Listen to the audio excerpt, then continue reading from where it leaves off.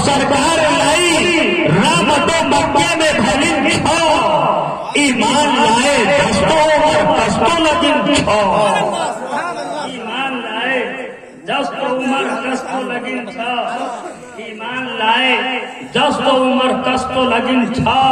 और एक शायर की जब जारा देखी यदि रामो गुंबदे सजरा के हाथ आता सूत बताओ कस्तो लगिन छो।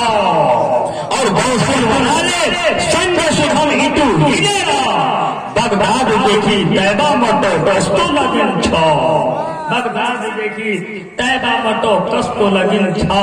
सरकारे गौसे आजम की बात आ गई तो शायर ने कहा था कि कोई महमूदी कोई आयासी बन गए, कोई किरदारों अमल के रंग के गादी बन गए, और कोई किरदारों अमल के रंग के गादी बन गए। और जहां पे जब पड़ी है गौसे आजम की नजर, गुंडागर्दी छोड़कर वो भी नमाजी हो गए, गुंडागर्दी छोड़कर वो भी नमाजी हो